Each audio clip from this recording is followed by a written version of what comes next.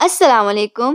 آج ہم آپ کی خدمت میں حاضر ہوئے ہیں عمران سیریز کے ناول سلور پاور کے پہلے حصے کے ساتھ، جو کہ پر اسرار ہونے کے ساتھ ساتھ طنز و مزاح اور فائٹنگ سے بھرپور ہے۔ ویڈیو میں آگے بڑھنے سے پہلے آپ سب سے گزارش ہے کہ ہمارے چینل اردو صفحہ کو سبسکرائب کر دیں تاکہ ہر نئی آنے والی ویڈیو کا نوٹیفیکیشن آپ کو مل سکے۔ کراسٹی نے اپنے فلیٹ کے دروازے کے لاک میں چابی گھمائی تو وہ بری طرح چونک اٹھی، کیونکہ دروازے کا لاک پہلے سے ہی کھلا ہوا تھا۔ کیا مطلب؟ یہ لاک کیسے کھل سکتا ہے؟ اس کی چابی تو میرے پاس تھی، کراسٹی نے حیرت سے بڑبڑاتے ہوئے کہا۔ دوسرے لمحے اسے خیال آیا کہ اس کے فلیٹ میں یقیناً کوئی موجود ہے۔ اسے اچھی طرح یاد تھا کہ جب وہ فلیٹ سے نکلی تھی تو اس نے فلیٹ کے دروازے کو باقاعدہ لاک کیا تھا۔ دروازے کا لاک کھلے ہونے کا مطلب صاف تھا کہ اس کے فلیٹ کو کسی نے کھولا ہے، اور دروازہ کھولنے والا اندر بھی ہو سکتا ہے۔ دوسرے فلیٹس کے دروازے بند تھے۔ کراسٹی نے کی ہول سے آنکھ لگائی اور جھک کر اندر دیکھنے لگی، لیکن جیسے وہ کی ہول میں اندر دیکھنے کے لیے جھکے، اچانک دروازہ کھلا، اور اس سے پہلے کہ کراسٹی کچھ سمجھتی، اچانک اس نے اسے گردن سے پکڑ کر اندر کھینچ لیا۔ اس سے پہلے کہ کراسٹی کچھ کرتی، یک کے بعد دیگرے دو لاتیں حرکت میں آئیں۔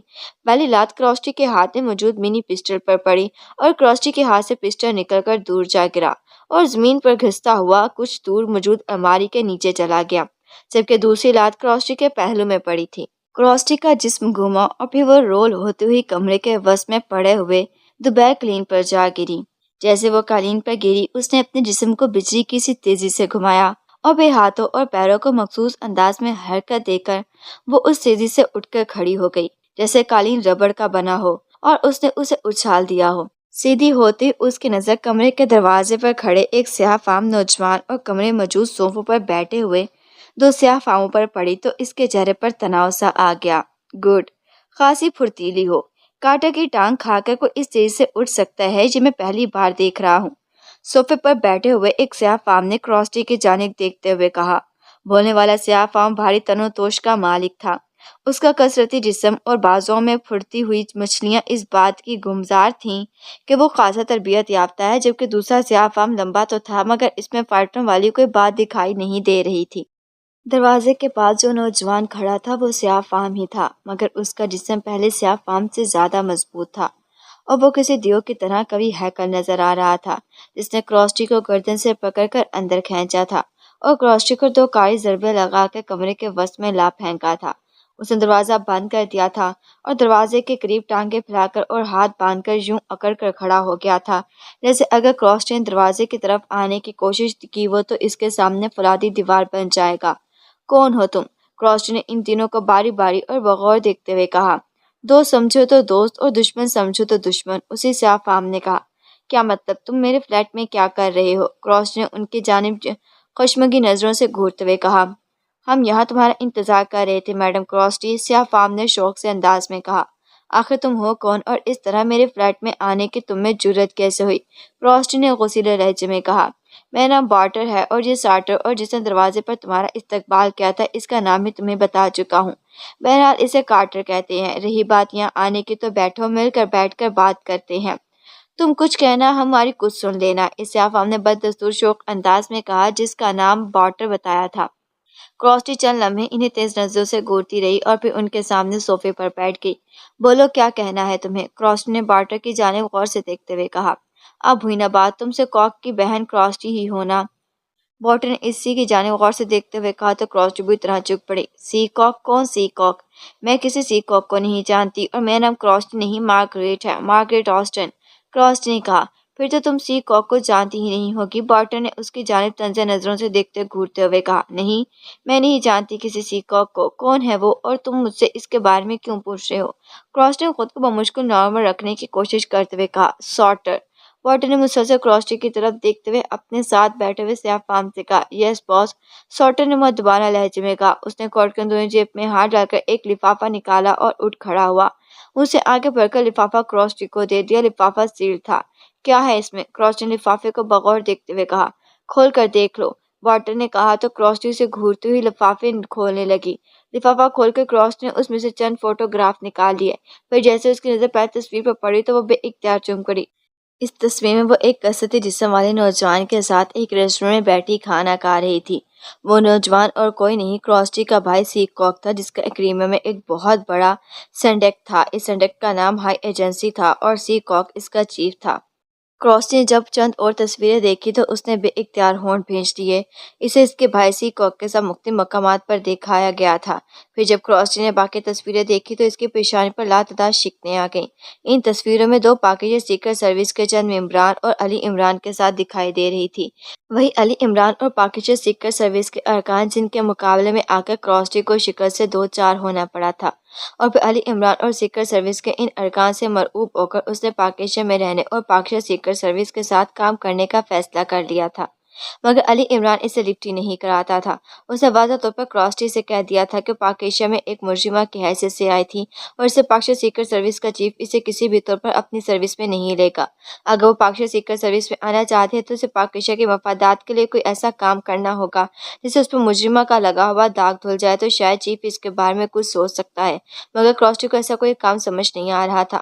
مگر پھر پاکیزہ میں ایک ایکسیڈنٹ کے بعد اسے ایک ایسی مائکرو فلم مل گئی تھی جس میں کافرستان کی بلیک فورس کو ہیون ویلی میں بے پناہ ظلم کرتے دکھایا گیا تھا۔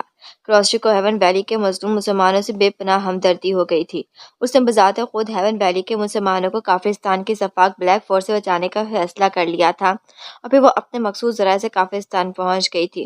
اسے کافرستان میں موجود اپنے بھائی سے کاک کے نیٹ ورک کے ایک گروپ کے ساتھ مل کر کافرستان کی بلیک فورس کو حقیقت ناکو چنے چبوا دیے تھے، اور وہ ہیون ویلی کی تحریک آزادی کے لیڈر ابو عبداللہ کو بھی وائٹ کوبرا سے چھین لے جانے میں کامیاب ہو گئی تھی۔ اس نے کافرستان کی بلیک فورس کو ایسے ایسے کاری زخم لگائے تھے کہ جس کا لوہا پاکیزہ سیکرٹ سروس اور علی عمران بھی مان گیا تھا۔ ہیون ویلی سے کامیاب اور کامران لوٹنے کے بعد پاکیزہ سیکرٹ سروس کے ممبران اس کے مداح ہو گئے تھے۔ انہوں نے علی عمران اور چیف سے پرزور فرمائش کی تھی کہ کراسٹی کو ابو عبداللہ کے وائٹ کوبرا کے قید سے نکال کر جس طرح اسے ہیون ویلی میں پہنچایا تھا، اس نے واقعی ثابت کر دیا تھا کہ وہ مسلمانوں کے انتہائی خیر خواہ ہے، اس لیے اب اسے سیکرٹ سروس میں شامل کر لیا جائے۔ مگر ایکسٹرو نے کہا تھا کہ سیکرٹ سروس میں شمولیت سے پہلے کراسٹی کی تربیت کے طور پر چند مراحل سے گزرنا پڑے گا۔ اگر کراسٹی ان مراحل سے بخوشی نکل جاتی ہے تو اسے باقاعدہ سیکرٹ سروس میں شامل کر لیا جائے گا۔ ایکسٹرو نے البتہ کراسٹی کو جولیا کے ساتھ اس کے فلیٹ میں رہنے کی اجازت ضرور دے دی تھی۔ کراسٹی چند روز جولیا کے ساتھ رہی تھی۔ سیکرٹ سروس کے ممبران اس سے باقاعدہ ملنے کے لیے آتے تھے اور اسے تسلی دیتے ہوئے یقین دلایا تھا کہ وہ یقینی طور پر سیکرٹ سروس کے ممبر بن جائے گی۔ کراسٹی کو چیف کی کال کا انتظار تھا کہ وہ کب اس کو کورس مکمل کرائے گا۔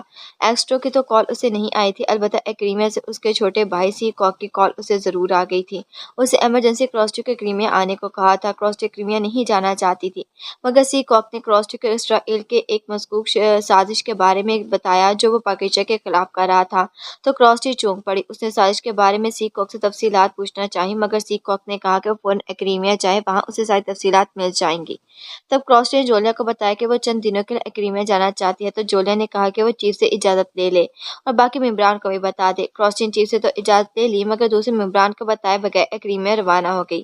ایکریمیا پہنچ کر کراسٹی اپنے بھائی سی کاک سے ملی تو سی کاک نے اسے صرف یہی بتایا کہ اسرائیل میں موجود اس کے نیٹ ورک کو فی الحال اتنا پتہ چلا ہے کہ اسرائیل پاکیزہ کے خلاف ایک بڑا پھر خوفناک سازش کر رہا ہے۔ اگر وہ اس سازش میں کامیاب ہو گیا تو پاکیزہ کا نام طیفہ ہستی سے ہمیشہ کے لیے مٹ جائے گا۔ اس سازش سے اسرائیل پرائم منسٹر، ایک یہودی سائنسدان اور یہودیوں کی لابی کام کر رہی ہے۔ سی کاک نے کہا تھا کہ اس کا ایک آدمی اس یہودی لابی میں شامل تھا جو اس منصوبے پر کام کر رہے تھے۔ وہ اس سازش کا ٹھوس ثبوت حاصل کرنے میں مصروف ہو گئے تھے۔ جب اس کے ساتھ ایسا ثبوت آ گیا تو اس نے ٹرانسمیٹر پر سی کاک سے اس ثبوت کے بارے میں بتانا چاہا، تو وہ ٹرانسمیٹر سمیت پکڑا گیا تو اس نے یہودیوں کے ہاتھ لگنے کے بجائے دانتوں میں چھپے ہوئے کیپسول کو چبا کر فوراً خودکشی کر لی تھی۔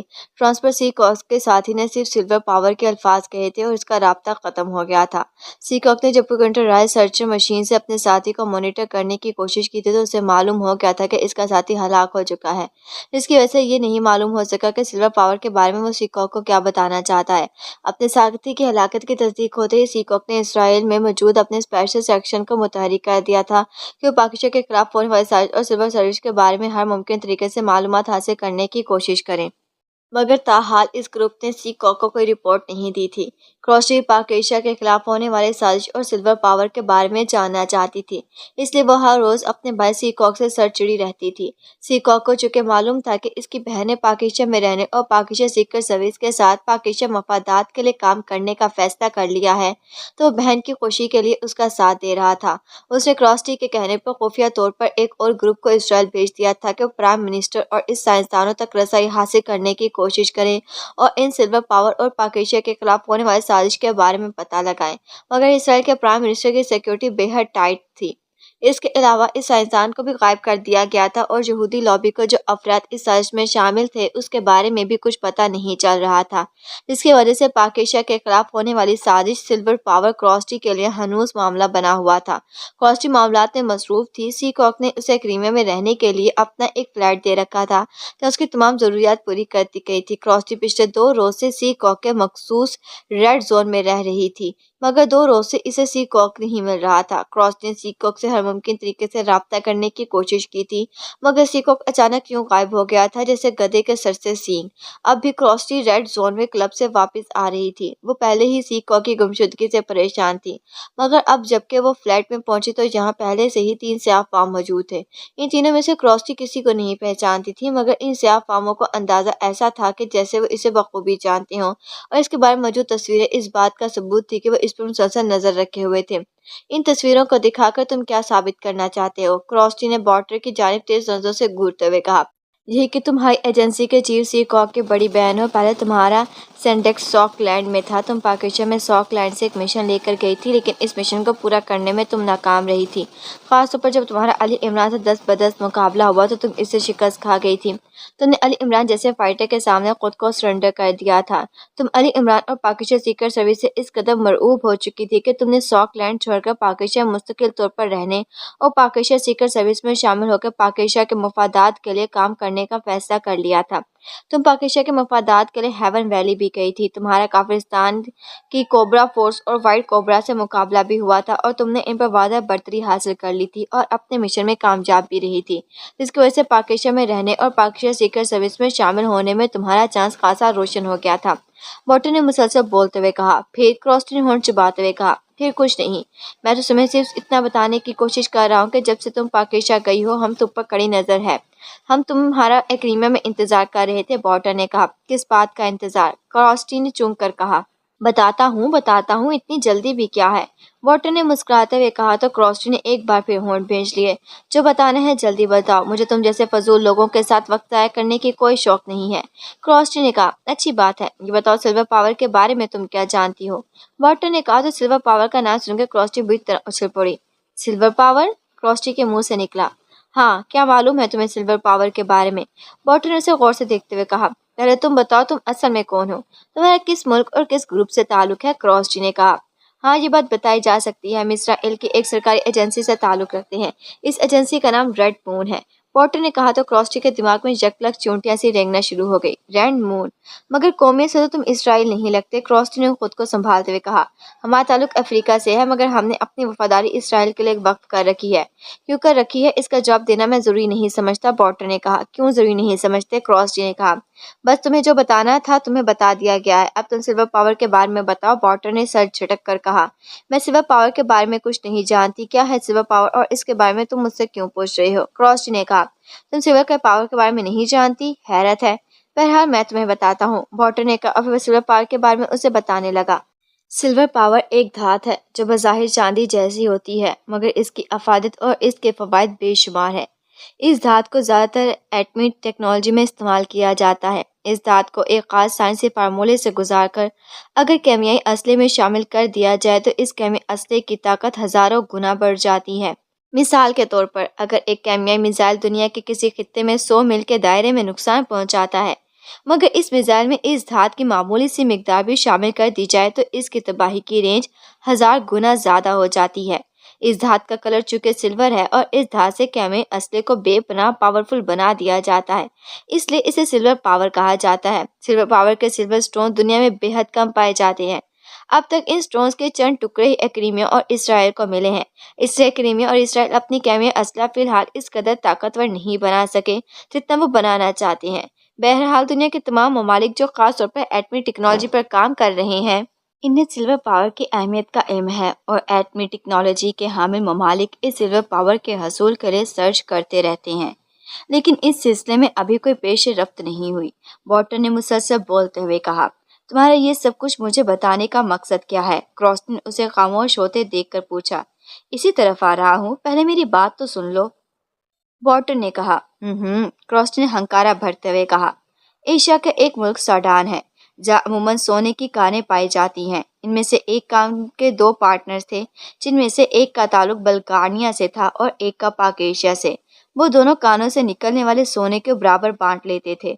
इस कान से उन्हें खुदाई के दौरान एक सिल्वर स्टोन मिला। सोने की कान में चांदी का टुकड़ा देखकर पहले तो वो हैरान रह गए, फिर इन्होंने इस टुकड़े को चेक कराया तो उन्हें मालूम हुआ कि वो चांदी नहीं बल्कि कोई और धात है। इस धात का कोई साइंसी नाम था जो उन्हें मालूम नहीं था। उन्होंने इस टुकड़े को आधा आधा कटवा कर अपने पास रख लिया। जिस लेबोरेटरी से उन्होंने इस धात को चेक कराया था, वहाँ इत्फाकन इसराइल का एक एजेंट मौजूद था जो इस लेबोरेटरी के इंचार्ज से मिलने गया था। उसने सरसरी तौर पर लेबोरेटरी इंचार्ज को मेज पर इस धात की रिपोर्ट देखी थी। ये भी इत्फाक ही था कि लेबोरेटरी इंचार्ज वॉशरूम गया हुआ था और इस इसराइल एजेंट को इस धात के बारे में जानने का मौका मिल गया था। इस एजेंट को इस धात के बारे में खासी इंफॉर्मेशन हासिल थी। वो हैरान हो रहा था कि इस कदर कीमती धात को लेबोरेटरी के इंचार्ज ने कोई अहमियत ही नहीं दी थी। फिर उसे ख्याल आया, चूंकि सूडान पसमानदा और एटमी टेक्नोलॉजी से नाबल्द है, इससे भला इस धात के बारे में वो क्या जान सकता था। हमारे एजेंट ने इस रिपोर्ट के मोबाइल कैमरे से पिक्चर ले ली थी और फिर वो इंचार्ज से मिलने के बाद वापस आ गया। रिपोर्ट में इन दोनों अफराद का जिक्र था जिन्होंने कान से इस धात को निकाला था। रिपोर्ट में इन दोनों के चुके एड्रेस मौजूद थे, इसलिए हमारा एजेंट फौरी तौर पर वहां पहुंच गया और वह इन कान कुएं में शामिल हो गया जो कान से सोना निकालते थे। और फिर जब इस कान से इस धात के चंद और टुकड़े निकले तो हमारा एजेंट फौरन हरकत में आ गया। उसे न सिर्फ कान के दोनों मालिकों को हलाक कर दिया बल्कि कान पर जबरदस्ती कब्जा करके वहां काम करने वाले कानकुनों को भी हलाक कर दिया। और इसराइल से अपनी मदद के लिए दो मजीद एजेंट बुलाकर उसने इस कीमती धात के बारे में हुकूमत को बता दिया। चंद अफराद हायर करके हमारे तीनों एजेंट इस धात को मजीद तलाश में लग गए, मगर कान से सिवाय चंद टुकड़ों के उन्हें इस धात का कोई और टुकड़ा नहीं मिल सका। उनके पास इस धात यानी सिल्वर पावर के 5 टुकड़े थे जो वजन के लिहाज से 10 किलो के बराबर थे। इस वजन के हामिल सिल्वर स्टोन इसराइल को पूरी दुनिया से ज्यादा पावरफुल बना सकते थे। इसे तीनों एजेंट इन स्टोन्स को इसराइल पहुंचाना चाहते थे। वो सूडान से त्यारा चार्टर्ड कराकर इसराइल के लिए रवाना हो गए, मगर इनका त्यारा एक समुद्री जजीरे पर क्रैश हो गया। जिस समुद्री जजीरे पर वो त्यारा क्रैश हुआ उस पर ओटान का कब्जा है। ओटानी इस तबाह शुदा त्यारे का मलबा हटाने पहुंचे तो इन्हें वहां से एक धात का 5वां टुकड़ा मिल गए। ओटान हुकूमत को वहां से एक डायरी भी मिली थी जिसमें हमारे एक एजेंट ने तफसील लिखी हुई थी कि वो धात असल में क्या है और इसने इस धात को कहां से और कैसे हासिल किया है। ओटान हुकूमत ने सिल्वर पावर को फौरी तौर पर छुपा दिया। इन्हें चूंकि मालूम हो चुका था कि सिल्वर स्टोन्स असल में सिल्वर पावर हैं और वो सूडान के कान के दो मालकान जिनका ताल्लुक पाक एशिया और बल्गानिया से था की मालकियत थी और इन्हें इसराइल एजेंट ले उड़े थे, इसलिए वो इन स्टोन्स को इन दोनों ममालिक के हवाले करना चाहते थे। ओटान साइंसी दुनिया के दौर में सबसे पीछे है और एक गरीब और चूंकि गैर तरक्की याफ्ता ममालिक में शामिल होता है, इसलिए उन्होंने इन सिल्वर स्टोन्स के बदले पाक एशिया और बल्गानिया को इन स्टोन्स की हकीकत बताकर सोने के चंद ज़खायर मांग लिए। ओटान चूंकि मुसलमानों का मालिक है और बल्गानिया और पाकिस्तान में भी मुसलमानों की हुक्मरानी है, इसलिए ओटान की हुकूमत ने इन सिल्वर स्टोन्स के बारे में इन दोनों ममालिक के सिवा उससे कुछ और को कुछ नहीं बताया, ताकि अगर वो इन स्टोन्स के लिए सुपर पावर से रब्ता करते तो सुपर पावर्स इन स्टोन के बदले में अपने आधे सोने के ज़खायर देने से भी गुरेज ना करती।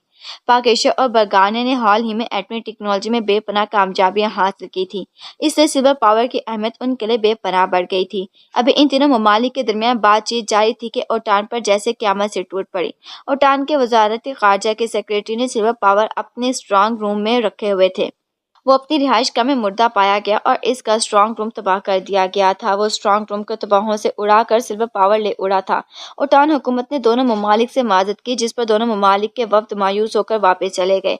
ओटान हुकूमत आज तक इस बात का पता नहीं लगा सकी कि सेक्रेटरी खारजा को किसने कत्ल किया था और स्ट्रांग रूम के तबाह करके वो वहां से सिल्वर पावर और कौन ले उड़ा था, लेकिन हमें इस बात का इल्म था कि सिल्वर पावर हासिल करने वाला कौन है। जहाँ मैं तुम्हें ये भी बताता चलूँ कि हमारे एजेंटों को सिल्वर पावर को एक मखसूस धाती ब्रीफ केस में रखा हुआ था जो हर तरह से महफूज होने के साथ साथ ऐसी साख का बना हुआ था कि किसी भी मुल्क का कोई भी रॉडर, कोई भी सैटेलाइट इसमें मौजूद सिल्वर पावर को चेक नहीं कर सकता। इस ब्रीफ केस में हमारे एजेंटों ने हमारा दिया हुआ एक खासा आल रखा हुआ था जिसका लिंक हमारे एक खसूसी सैटेलाइट से था। इस सैटेलाइट के जरिए हमें इस ब्रीफ केस को मॉनिटर कर रहे हैं। हमारे एजेंट्स भी इस सिल्वर पावर के पीछे सर्च करता है। बहरहाल हमारे सैटेलाइट से हमें मालूम हो गया कि ओटान में सॉकलैंड के एजेंट्स मौजूद है जिनका सिल्वर पावर की भनक मिल गई है। इन एजेंटों ने फौरी तौर पर सॉकलैंड की हुकूमत को बताया तो हुकूमत ने इन एजेंटों को हुक्म दिया कि वो हर हाल में ओटान से सिल्वर पावर हासिल करें। इन एजेंटों ने सेक्रेटरी खारजा को घेरा और फिर इनसे जबरन इन सिल्वर पावर के बारे में मालूमात हासिल कर ली। फिर उन्होंने स्ट्रांग रूम में रेड किया और वहां से आसानी के साथ सिल्वर पावर का ब्रीफ केस निकाल कर ले गए। इस तरह वो ब्रीफ केस मुख्तलिफ रास्तों से होता हुआ सॉकलैंड पहुंच गया। इस सॉकलैंड में जहां तुम्हारा क्रॉसटी सेकंड काम कर रहा था। सॉकलैंड रोसिया से बजाय अलहदा होने वाला मुल्क है मगर हकीकत में दर पर्दा इसका रोसिया से फिलहाल अलहाक है और सॉकलैंड की हुकूमत रूसिया के कठपुतली है। इसलिए हमें खतरा है कि सॉकलैंड सिल्वर पावर को रूसिया के हवाले कर देगा और रूसिया जो कभी सुपर पावर्स में सर फहरिस्त हुआ करता था एक बार फिर सर उठाने में कामयाब हो जाएगा और इसका तसल्लुत पूरी दुनिया पर कायम हो जाएगा। हम चाहते हैं कि सॉकलैंड इससे पहले कि सिल्वर पावर को रूसिया के हाथों में दे दे तुम इसके हसूल में हमारी मदद करो और सिल्वर पावर्स के 5वें स्टोन्स हमें लाकर दे दो। इसके लिए तुम हमसे हर तरह का फायदा हासिल कर सकती हो। सॉकलैंड तुम्हारा मुल्क है और तुमने वहाँ जबरदस्त शहरा हासिल कर रखा है। इससे हमें यकीन है कि तुम अगर हमारे साथ काम करो तो हम आसानी से सिल्वर पावर तक पहुँच सकते हैं। एक बार हम सिल्वर पावर तक पहुँच जाएं तो फिर इसे हासिल करना हमारा काम है। वॉटर ने मुसलसल बोलते हुए कहा, तुमने कैसे यकीन कर लिया कि मैं तुम लोगों का साथ दूंगी? सिल्वर पावर जो असल में पाकेशिया या बल्गाने की अमानत है मैं वो तुम्हारे लिए हासिल करूंगी। तुमने मुझे बेवकूफ समझ रखा है, क्रॉस्टी ने मुंह बनाते हुए कहा। क्रॉस्टी, सिल्वर पावर हमारे लिए बहुत अहमियत का हामिल है। इसके हसूल के लिए तुम्हें हर सूरत में हमारा साथ देना होगा। बॉटर ने गो नरम लहजे में कहा मगर उसके लहजे में जहरीले सांप की सी काट थी। ओह, हर सूरत में। बहुत खूब, क्रॉस्टी ने तंजिया लहजे में कहा। हाँ, अगर तुम दोस्ताना तरीके से हमारे साथ दोगे तो हम तुम्हें बेपनाह बारात और इनामात देंगे और अगर तुम हमारी तरफ दोस्ती का हाथ नहीं बढ़ाओगे तब भी हम तुम्हें अपने साथ के लिए मजबूर कर सकते हैं। बॉटर ने कहा। अच्छा, वो कैसे? क्रॉस्टी ने उसे अंदाज में कहा। तुम्हारा भाई सीकॉक 2 रोज से गायब है, जानती हो ना? बॉटर ने सर आगे करके बड़े राजदाराना लहजे में कहा तो क्रॉस्टी एक बार फिर उछल पड़ी। क्या मतलब? क्रॉस्टी ने धड़कते हुए लहजे से कहा। मतलब ये मैडम क्रॉस्टी के सीकॉक खुद गायब नहीं हुआ, उसे हमने गायब किया है। बॉटर ने कहा तो क्रॉस्टी का रंग मुतगय्यर हो गया। अब तक तो वो बेचारा इसराइल भी पहुंच चुका होगा और इसराइल में उसके साथ क्या हो सकता है मेरे ख्याल में मुझे ये तुम्हें बताने की जरूरत नहीं है। बॉटर ने जहरीले अंदाज से मुस्कुराते हुए कहा तो क्रॉस्टी यकलख्त उछल कर रह गई। उसके चेहरे गुस्से से यकलख्त सख्त सुर्ख हो गया था। अगर मेरे भाई को कुछ हुआ तो याद रखना मैं तुम्हारा इस कदर भयानक हश्र करूंगी कि तुम्हारी रूहें भी कांप उठेंगी। क्रॉस्टी ने गड़ाते हुए कहा। तहम्मुल से काम लो मैडम क्रॉस्टी, गुस्सा सेहत के लिए अच्छा नहीं होता। तुम एक सीकॉक की फिक्र कर रही हो। हमने सीकॉक की एजेंसी उसके तमाम नेटवर्क पर भी कंट्रोल कर लिया है। तुम्हारी जरा सी हमाकत तुम्हारे भाई और बेशुमार बेगुनाह इंसानों की मौत के मुंह में ले जा सकती है। बॉटर ने कहा। ओह, तुम गुस्से की वजह से क्रॉस्टी का चेहरा स्याह होता जा रहा था और उसकी आंखें यूं दहकने लगी थी जैसे शोले उगल रही हों। गुस्सा मत करो, आराम से मेरी बात सुनो। इस बार बॉटर ने भी रंग बदलते हुए कहा। उसका लहजा इस कदर खौफनाक था कि क्रॉस्टी चौंक कर इसकी तरफ देखने लगी। बॉटर, तुम मेरे साथ घिनौना खेल खेल रहे हो, क्रॉस्टी से खौफनाक नजरों से घूरते हुए कहा। सिल्वर पावर के हसूल के लिए हम कुछ भी कर सकते हैं। बेहतर है कि तुम हमारा साथ देने की हामी भर लो। अगर तुम्हारे हाथों में हमसे किसी को भी मामूली सी भी खराश पहुंची तो हजारों बेगुनाह इंसानों का खून तुम्हारी गर्दन पर होगा। इसके अलावा मैं तुम्हें ये भी बता दूं कि सीकॉक के तमाम अड्डों और इसके हेडक्वार्टर पर भी हमारे एजेंटों का होल्ड है। बॉटर ने कहा तो क्रॉस्टी चंद लम्हे गुस्से और नफरत भरी नजर से उसे घूरती रही। फिर उसने खुद को कदरे नॉर्मल कर लिया और दोबारा सोफे पर बैठ गई। गुड, ये हुई ना बात। इसे बैठते देखकर बॉटर ने मुस्कुराते हुए कहा। इस बात की क्या गारंटी है कि मैं तुम्हारा साथ दूंगी तो तुम सीकॉक और इसकी एजेंसी से अपना होल्ड खत्म कर दोगे? क्रॉस्टी ने कहा। गारंटी तो कोई नहीं है, लेकिन मैं रेड मून का चीफ बार्टर हूँ और बार्टर के मुंह से निकला हुआ हर लफ्ज पत्थर पर लकीर होता है। मैं तुम्हें जमानत देता हूँ कि सिल्वर पावर तक पहुँचते ही हम सीकॉक को छोड़ देंगे और इसकी एजेंसी और इसके नेटवर्क से अपना होल्ड भी खत्म कर देंगे। बॉटर ने कहा।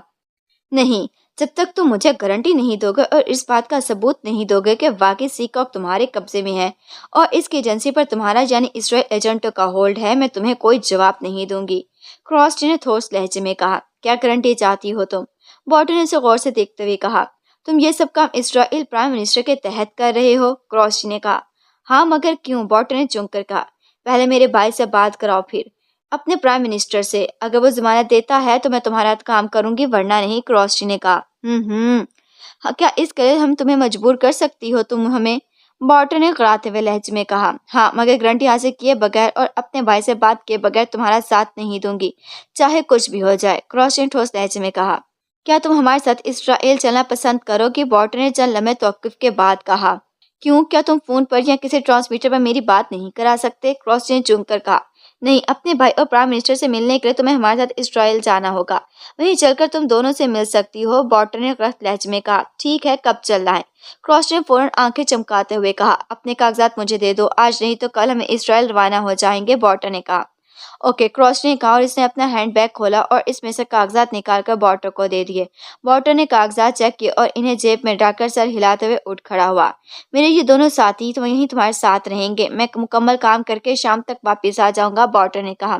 क्या तुम इन दोनों को मेरी निगरानी के लिए छोड़कर जा रहे हो? क्रॉस ने कहा। ऐसा ही समझ लो, बॉर्टर ने संजीदा लहजे में कहा। मुझे कोई परवाह नहीं है, क्रॉस ने कंधे उचकाते हुए कहा। ओके, बॉर्टर ने कहा और फिर उसे फ्रांसीसी जुबान में अपने दोनों साथियों को चंद हदायत दी। क्रॉस्टी चूंकि फ्रांसीसी जुबान जानती थी, इसलिए वो इसकी हदायत सुनकर मुस्कुरा दी। बॉर्टर इन दोनों को हदायत देकर फ्लैट से बाहर निकल गया। इसके बाहर जाते ही क्रॉस्टी उठकर खड़ी हो गई। कहाँ जा रही हो? बॉस के आने तक तुम्हें यहीं हमारे सामने रहना है, सोफे पर बैठे हुए सॉर्टर ने क्रॉस्टी को उठते देखकर तेज लहजे में कहा। घबराओ नहीं, इस फ्लैट से बाहर जाने का एक ही रास्ता है, जहाँ तुम्हारा साथी मौजूद है। वैसे मैं वॉशरूम जा रही हूँ, क्रॉस ने मुस्कुराते हुए कहा। कहाँ है वॉशरूम? सॉर्टर ने पूछा।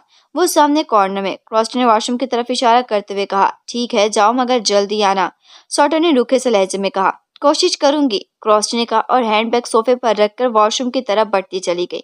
वॉशरूम में दाखिल होकर उसने दरवाजा बंद किया और उसे अंदर से लॉक कर लिया।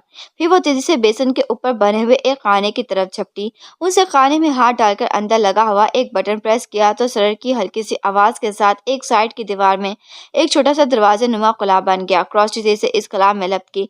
दूसरे लम्हे वो कला में थी। जैसे वो कला में आई, सड़क की आवाज के साथ कला बंद हो गया। साथ ही क्रॉस्टी को हल्का सा झटका लगा और इसे फर्श दाएं तरफ घूमता हुआ महसूस होने लगा। जैसे ही फर्श घूमने सामने सरसर की आवाज के साथ एक कला बन गया। क्रॉस इस कला से गुजरकर दूसरी तरफ आ गई। ये दूसरे फ्लैट का वॉशरूम था जो इसके फ्लैट के साथ मुल्हिक था। ये फ्लैट चूंकि सी कॉक ताज का था, इसके लिए उसके वहां ऐसा खुफिया इंतजाम कर रखा था कि एक फ्लैट से दूसरे फ्लैट में आना और फिर वहां से निकलना उसके लिए मुश्किल ना हो। दूसरे फ्लैट में आकर क्रॉस्टी एक कमरे में गई। उसमें से इस कमरे के एक खुफिया तिजोरी खोली और इसमें से एक लंबी नॉल वाली गन निकाल ली। गन पीछे से फूली हुई और बिल्कुल खिलौने जैसी लग रही थी। क्रॉस्टी गन लेकर इन्हीं रास्तों से होती हुई वापस अपने फ्लैट के वॉशरूम में आ गई। वॉशरूम में आते ही उसने दरवाजे के होल से आंख लगाई तो इसे दूसरी तरफ दोनों स्याह पाम इसी हालत में नजर आए जिस हालत में वो इन्हें छोड़कर गई थी। क्रॉस ने इत्मीनान से सर उठाया और गन की नॉल के होल पर रखते हुए उसका एक बटन पुश कर दिया। गन से जर्द रंग का धुआं सा निकला और तेजी से कमरे में फैलता चला गया। एहतियात के तौर पर क्रॉस ने फौरन अपना सांस रोक लिया था, क्योंकि गन की नॉल के होल से लगने के बावजूद धुआं इस तरफ आ रहा था। दूसरे लम्हे क्रॉस की धप धप से किसी के गिरने की आवाजें सुनाई दी तो इसकी आंखों पर चमक सी आ गई। सुलेमान, ओ सुलेमान भाई, इमरान ने सुलेमान को मखसूस अंदाज में हाँक लगाते हुए कहा। वो सोफे में धंसा साइंसी मैगजीन पढ़ने में मसरूफ था। इन दिनों सीक्रेट सर्विस के पास चूंकि कोई केस ना था, इसलिए इमरान अपनी आदत के मुताबिक फ्लैट में घुसा बैठा था और जब भी वो फ्लैट में होता तो इसे सिवाय किताबें पढ़ने के और कोई काम ही नहीं होता था। इमरान का फ्लैट में होना और फिर किताबें पढ़ना जाहिर है सुलेमान के लिए अजाब ही बन जाता था, मगर वो इन दिनों खामोश था। इमरान जितनी बार भी इससे चाय तलब करता वो इसके लिए चाय ले आता। ये वजह थी कि अब तक इसकी और इमरान की नोकझोंक नहीं हुई थी। इमरान की पहली आवाज पर सुलेमान फौरन दरवाजे पर आ धमका था। जी साहिब, सुलेमान ने बड़े मुअद्दबपन का मुजाहरा करते हुए कहा। इसके लहजे में हल्की सी शोखी का अंसर था। इसका मुअद्दबपन और शोखी महसूस करते इमरान चौंक पड़ा और किताब से नजर उठाकर इसके साथ तरफ देखने लगा। सुलेमान ने अपने चेहरे पर बेपनाह संजीदगी तारी कर रखी थी, मगर वो इमरान ही क्या जो इसकी आंखों में छुपी हुई शायद और इसकी खुशी के तासुरात को ना भांप लेता।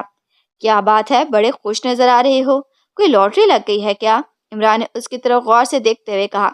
ऐसा ही समझ लें साहिब, लॉटरी लगी तो नहीं, बस लगने ही वाली है, सुलेमान ने अपनी खुशी छुपाने की नाकाम कोशिश करते हुए कहा। लगने ही वाली है? क्या मतलब? कौन सी लॉटरी लगने वाली है तुम्हारी, और इसमें तुम्हारी माली फायदा कितना होगा? इमरान ने पूछा। माली फायदे को छोड़ें, मेरी आज जो लॉटरी लगने वाली है इसे देखकर आपके होश उड़ जाएंगे, सुलेमान ने कहा तो इमरान एक बार फिर चौंक पड़ा। सुलेमान का लहजा अजीब सा था। وہ بات تو کر رہا تھا مگر سنبھل کر، ہوش اڑ جائیں گے کیونکہ لڑکی آنے والی ہے یہاں، عمران نے کہا۔ لڑکی؟ توبہ توبہ کریں صاحب، آپ کیسی باتیں کر رہے ہیں؟ بھلا میرا کسی لڑکی، میرا مطلب ہے کسی حسینہ سے کیا تعلق ہو سکتا ہے؟ سلیمان نے گھبرائے ہوئے لہجے میں کہا۔ تم تو یوں گھبرا رہے ہو جیسے میں نے کوئی انوکھی بات کر دی ہے، عمران نے سلیمان کی گھبراہٹ پر حیرت کا اظہار کرتے ہوئے کہا۔ آپ ان باتوں کو چھوڑیں، یہ بتائیں کہ مجھے کیوں بلایا ہے؟ سلیمان نے برا سا منہ بناتے ہوئے کہا۔ اپنے سر کی مالش کرانے کے لیے، عمران نے کہا۔ سر کی مالش کرانے کے لیے؟ سلیمان نے حیران ہوتے ہوئے کہا۔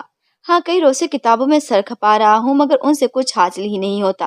ان کتابوں کو پڑھ کر اور چائے پی پی کر میرے سر میں اس قدر خشکی چڑھ گئی ہے کہ اب جی چاہتا ہے کہ آج خوب مالش کراؤں تاکہ سر کی خشکی دور ہو جائے۔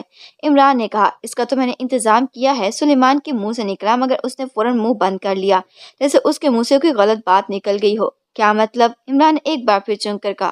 کچھ نہیں، ویسے ہی منہ سے نکل گیا، سلیمان نے کہا۔ کچھ نہیں، کچھ تو ہے، آج بڑے پراسرار بن رہے ہو، چکر کیا ہے؟ عمران نے اس کی طرف قہری نظروں سے دیکھتے ہوئے کہا۔ کچھ نہیں، چھوڑیں، یہ بتائیں چائے لاؤں آپ کے لیے؟ سلیمان نے کہا۔ کیوں؟ سر کی مالش چائے سے کرو گے کیا؟ عمران نے مسکراتے ہوئے کہا۔ نہیں، میں آپ کو یہ بتانا چاہتا ہوں کہ آپ 4 دنوں میں 100 کپ چائے پی چکے ہیں، سلیمان نے کہا۔ 100 کپ چائے؟ کیا مطلب؟ 4 روز سے میں صرف چائے ہی پی رہا ہوں، عمران نے چونک کر کہا۔ جی صاحب، ہر روز آپ 20 سے 25 کپ چائے پی رہے ہیں، آپ تو آج صبح سے حد ہی کر دی ہے۔ میں ابھی تھوڑی دیر پہلے آپ کو چائے دے کر گیا تھا اور وہ 35واں کپ تھا، سلیمان نے کہا تو عمران اچھل پڑا۔ 35 کپ چائے؟ ارے باپ رے، کیا کہہ رہے ہو؟ آج میں اتنی چائے پی گیا ہوں، اس حساب سے تو میری رگوں میں خون کی بجائے چائے دوڑنی چاہیے، عمران نے کہا۔ خون نام کی آپ کے جسم میں چیز کیا رہ گئی ہے؟ جب دیکھو چائے، جب دیکھو چائے۔ میں آپ کے لیے ایک سے بڑھ کر ایک کھانا پکاتا ہوں، مکوی حریرہ جات کے ناشتے بنا کر لاتا ہوں مگر آپ ان کی طرف آنکھ اٹھا کر بھی نہیں دیکھتے۔ عمدہ کھانے اور حریرے پڑے پڑے خراب ہو جاتے ہیں جنہیں مجبوراً مجھے اٹھا کر باہر پھینکنا پڑتا ہے۔ آپ سے کچھ کہوں تو آپ کاٹ کھانے کو دوڑتے ہیں، چائے کی جگہ دودھ کا گلاس دو تو آپ ناک منہ پر چڑھاتے ہیں، اور آپ سے کہتا ہوں کہ یوں بیٹھے بیٹھے آپ کی کمر ٹیڑھی ہو جائے گی تو آپ اٹھ کر باہر چکر لگا لیا کریں، مگر آپ میری سنتے ہی کہاں ہیں۔ ان حالات میں اگر اماں بھی آپ کو دیکھ لیں تو وہ میرا کیا حشر کریں گی، جانتے ہیں نا آپ؟ سلیمان بولنے پر آیا تو نان سٹاپ بولتا ہی چلا گیا۔ خیر تو ہے، بولنے میں بڑی سپیڈ دکھا رہے ہو، اور یہ باتوں باتوں میں اماں بھی کا ذکر کہاں سے آ گیا؟ عمران نے کہا۔ اماں بھی آپ کو پہلے بھی اس حال میں دیکھ چکی ہیں، وہ سمجھتی ہیں کہ میں آپ کا خیال ہی نہیں رکھتا، آپ سوکھ سوکھ کر دبلے پتلے ہوتے جا رہے ہیں، آپ کا رنگ زرد سے زرد ہوتا جا رہا ہے، اور 1-2 روز جو کپڑے پہن لیں وہ کئی روز اتارنے کا نام ہی نہیں لیتے، آپ سے پسینے کی بو آنا شروع ہو جاتی ہے، بال بکھرے رہتے ہیں اور آنکھیں یوں سوجی سوجی سی رہتی ہیں جیسے راتوں کو آپ سوتے بھی نہ ہو۔ آپ کی یہ حالت دیکھ کر دل کرتا ہے، مگر میں آپ کو کیا کہہ سکتا ہوں، کیسے سمجھا سکتا ہوں؟ میں ٹھہرا ایک بے بس اور غریب ملازم، میری بھلا کیا سنتے ہیں؟ سلیمان نے روئی سی صورت بناتے ہوئے کہا۔ اس کا یہ ڈرامائی انداز دیکھ کر عمران کے ذہن میں یکلا خطرے کی گھنٹیاں بجنا شروع ہو گئی تھیں، وہ آنکھیں پھاڑ پھاڑ کر سلیمان کی طرف دیکھ رہا تھا۔ سلیمان کی آنکھوں میں آنسو تیر رہے تھے اور وہ شکل سے معصوم معلوم ہو رہا تھا جسے واقعی عمران کے سامنے بے بس اور مجبور ہو۔ سلیمان، عمران نے یکلا کراتے ہوئے کہا۔ جی جی صاحب، سلیمان نے بوکھلا کر کہا۔ یہ سب کسے سنا رہے ہو؟ کون ہے دوسرے کمرے میں؟ عمران نے تیز لہجے میں کہا۔ کوئی نہیں صاحب، دوسرے کمرے میں کون ہو سکتا ہے؟ سلیمان نے بوکھلائے ہوئے لہجے میں کہا جیسے واقعی اس کی چوری پکڑی گئی ہو۔ عمران تیزی سے اٹھا اور اس سے پہلے کہ سلیمان کو سمجھتا عمران نے جھپٹ کر اسے پکڑ لیا۔ اسے سلیمان کے منہ پر ہاتھ رکھتے ہوئے اس کی آڑ میں دوسرے کمرے میں جھانکا تو اس کی کھوپڑی گھوم کر رہ گئی۔ کمرے میں دروازے کے قریب کرسی پر اماں بھی بیٹھی تھی اور ان کے قریب سریا کھڑی تھی اور ان دونوں کے کان اسی طرف لگے ہوئے تھے جیسے وہ وہاں ان کی باتیں سننے کے لیے ہی بیٹھی ہوں۔ عمران نے فوراً سلیمان کو چھوڑا اور اسی تیزی سے دوبارہ صوفے پر آ کر بیٹھ گیا جس تیزی سے وہ اٹھ کر سلیمان پر جھپٹا تھا۔ اب البتہ سلیمان کے چہرے پر ہوائیاں اڑنے لگ گئی تھیں۔ تم ٹھیک کہہ رہے ہو، واقعی دوسرے کمرے میں کون ہو سکتا ہے، لیکن یہ تم اتنے بڑے بڑے جھوٹ کیوں بول رہے ہو؟ عمران نے سادے سے لہجے میں کہا۔ جھوٹ؟ کون سا جھوٹ؟ سلیمان نے ہکلاتے ہوئے کہا۔ یہ کہ تم میرے لیے عمدہ عمدہ کھانے بناتے ہو، مکوی حریرے جات اور دودھ لاتے ہو، ارے میں تو تم سے سوکھی روٹی بھی مانگ لوں تو تم میرا جینا حرام کر دیتے ہو، دن میں 20 بار چائے مانگو تو بمشکل آدھا کپ چائے دیتے ہو، مجبور اور بے بس تم نہیں میں ہوں، میں پچھلے کئی سالوں سے تمہیں تنخواہیں نہیں دے سکا، نہ اس لیے تمہاری جلی کوٹی سننا پڑتی ہے، نہ سن تو تم مجھے اماں بی کی دھمکیاں دے کر کہتے ہو کہ اگر میں تمہاری بات نہ مانی تو تم اماں بی کو جا کر میری ایسی شکایتیں لگاؤ کہ وہ لٹ لے کر یہاں آ جائیں گی اور میری ایسی دھلائی کریں گی کہ کیا کہ دھوبی کسی کپڑے کی کرتا ہوگا۔ عمران نے سلیمان سے بھی زیادہ مسکین صورت بناتے ہوئے کہا۔ اس کی باتیں سن کر سلیمان کا رنگ ہلدی کی طرح زرد ہو گیا تھا۔ صاحب یہ آپ؟ ابھی سلیمان کے منہ سے اتنا ہی نکلا تھا کہ اسی وقت پیچھے سے اماں بھی نکلی اور ان کا دو ہتھرا اس زور سے سلیمان کی کمر پر پڑا کہ سلیمان لڑکھڑاتا ہوا صوفے سے ٹکرایا اور اس سے پہلے کہ وہ گر پڑتا اس نے صوفے کو پکڑ لیا۔ کیوں رے کلمو، تم تو کہہ رہے تھے کہ عمران تمہاری کچھ سنتا ہی نہیں، نہ کھاتا ہے نہ پیتا ہے، بس چائے چائے کرتا رہتا ہے۔ اماں بھی نے بری طرح سے چیختے ہوئے کہا۔ اماں بھی کو دیکھ کر عمران جان بوجھ کر گھبرا کر اٹھ کھڑا ہوا۔ او اماں بھی آپ؟ السلام علیکم اماں بھی، میں یہ عمران نے بکھلائے ہوئے لہجے میں کہا۔ تو چپ کر، پہلے مجھے اس کلموں سے ہی بات کر لینے دے۔ بڑے بڑے باتیں کر رہا تھا یہ کوٹھی میں آ کر۔ کیوں رے؟ یہی سننے کے لیے تو یہاں لایا تھا مجھے، اماں بھی نے غصیلے لہجے میں کہا۔ سلیمان نے اماں بھی کا غصہ دیکھ کر تھر تھڑا کر کانپنا شروع کر دیا۔ اماں بھی وہ میں سلیمان نے ہکلاتے ہوئے کہا۔ تو ہوتا کون ہے میرے بیٹے کو اس حال میں رکھنے والا؟ ہائے ہائے، دیکھو تو میرے بیٹے کی ہڈیاں نکل آئی ہیں، رنگ پیلا پڑ گیا ہے اس کا۔ توبہ توبہ، ایک ملازم ہو کر اتنا ظلم! آج میں تیری ہڈیاں توڑ دوں گی۔ تو میرے اکلوتے بیٹے پر جو ظلم کرتا پھرتا ہے، اس کا میں آج تو سے پورا پورا حساب لوں گی، اماں بھی نے غصے سے گرجتے ہوئے کہا اور پھر اس کی جوتی حرکت میں آئی اور کمرہ سلیمان کی تیز چیخوں سے گونج اٹھا۔ اماں بھی نے اس جوتے سے بڑی بری طرح سے پیٹنا شروع کر دیا تھا۔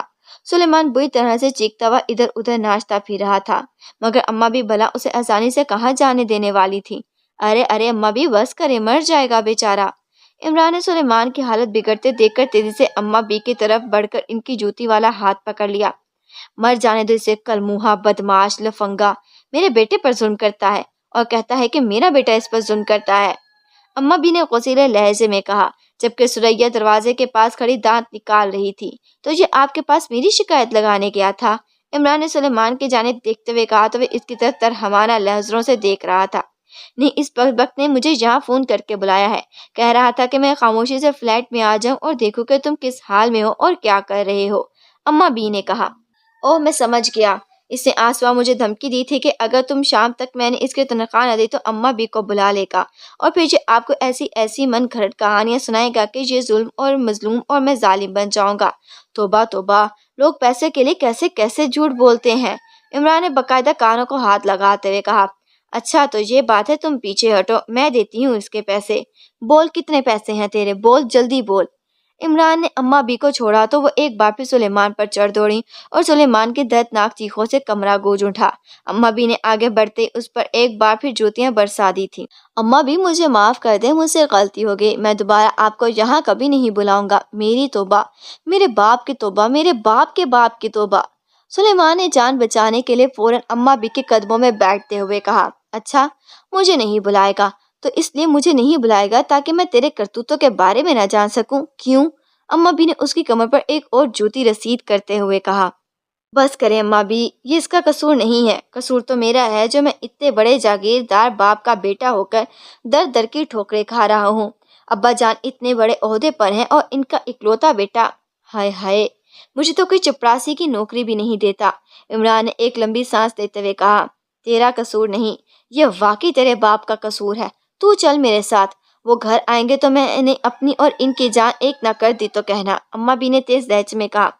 مجھے یہیں پڑا رہنے دے اماں بی، ابا جان نے مجھے دیکھنا ہے تو انہوں نے مجھے فوراً اپنا ریوالور خالی کر دینا ہے، اس سے تو بہتر ہے کہ میں سلیمان کے ہاتھوں رسوا ہوتا رہوں۔ عمران نے بے بسی سے ہاتھ ملتے ہوئے کہا۔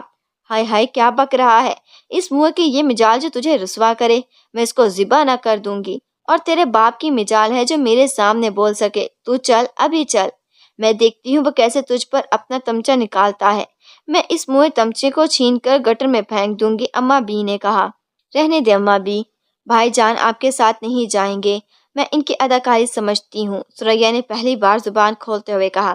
نہیں جائے گا؟ کیسے نہیں جائے گا؟ اس کا تو باپ بھی جائے گا، اور یہ تو نے کیا کہا ہے، اداکاری؟ کون سی اداکاریاں سمجھتی ہو تم میرے بیٹے کی ہیں، بولو ذرا، مجھے بھی بتاؤ، اماں بی نے سریا پر برستے ہوئے کہا۔ وہ اماں بی، میں وہ سریا نے اماں بی کو خود پر برستے دیکھ کر بوکھلا کر کہا۔ کیا ہے وہ لگا رکھی ہے؟ تو بھی اپنے باپ کی سر چڑی ہوئی ہے، تو بھی انہی کی زبان بولتی ہے، کسی کو بھی میرے بیٹے کا خیال نہیں ہے، بھوکا پڑا رہتا ہے بیچارہ، اور یہ بدبخت میرے بیٹے کی مجبوری کا ناجائز فائدہ اٹھاتا ہے، اماں بی نے سلیمان پر ایک بار پھر جوتی برساتے ہوئے کہا۔ سلیمان جو پہلے ہی اپنے کندھے اور سر دبا رہا تھا ایک بار پھر بلبلا اٹھا۔ اب تو بول، تو چل رہا ہے میرے ساتھ یا نہیں؟ اماں بھی نے عمران کی طرف پلٹتے ہوئے کہا تو عمران گھبرا کر پیچھے ہٹ گیا۔ کیوں نہیں اماں بھی، میں آپ کے ساتھ نہیں جاؤں گا تو کس کے ساتھ جاؤں گا؟ عمران نے بوکھلائے ہوئے لہجے میں کہا۔ تو چل، ابھی چل، اور کل منہ تو بھی اپنا بوریا بسترا اٹھا، کوٹھی چل، وہاں جا کر میں تیرا حشر کرتی ہوں۔ اماں بھی نے سلیمان پر برستے ہوئے کہا۔ جی اماں بھی، سلیمان نے کہا، اور پھر وہ اماں بھی کے قدموں سے اٹھا اور تیزی سے کمرے سے نکلتا چلا گیا، جیسے اسے خطرہ ہو کہ اگر وہ کچھ دیر اور کاٹتا رہا تو اماں بھی جوتی مار مار کر واقعی اس کی ہڈیاں توڑ دیں گی۔ آپ بیٹھے اماں جی، غصے کی وجہ سے کہیں آپ کا بلڈ پریشر ہائی نہ ہو جائے۔ سریا، تم کچن میں جا کر سلیمان سے کہو کہ وہ تازہ دودھ کا گلاس لے آئے، عمران نے سریا سے مخاطب ہو کر کہا۔ اچھا جی، سریا نے اسے بری طرح سے گھورتے ہوئے کہا اور پلٹ کر کچن کی طرف چلے گئی، جبکہ اماں بھی صوفے پر بیٹھ گئیں۔ غضب خدا کا، باپ یہ لمبی لمبی گاڑیوں میں گھومتا پھرتا ہے اور بڑی بڑی کوٹھیوں کا مالک ہے، اور اس کا اکلوتا بیٹا سڑکوں پر جوتیاں چٹکتا پھرتا ہے اور اس چھوٹی سی صابن دانی میں رہتا ہے۔ خون سفید ہو گیا ہے باپ کا، اور کوئی بات نہیں ہے، اماں بھی نے منہ بناتے ہوئے کہا۔ ان کے چہرے پر بد دستور غصے کے تاثرات تھے، جیسے ان کا بس نہ چل رہا ہو کہ سر عبد الرحمن وہاں آ جائیں تو وہ انہیں بے بھاؤ کی سنانا شروع کر دیں۔ اپنا غصہ ٹھنڈا کریں اماں بھی، کوٹھی چل کر ابا جان سے بات کریں گے۔ عمران نے ان کے قریب بیٹھ کر ان کے کاندھے دباتے ہوئے کہا۔ نہیں، تم چلو میرے ساتھ، میں ابھی تمہارے ساتھ ان کے دفتر چلتی ہوں۔ غضب خدا کا، جاگیر سے لاکھوں روپے آتے ہیں، وہ سب کس لیے ہیں؟ اپنے بیٹے کو نہیں دینے تو اور کس کو دینے ہیں؟ اماں بھی نے انتہائی غصیلے لہجے میں کہا۔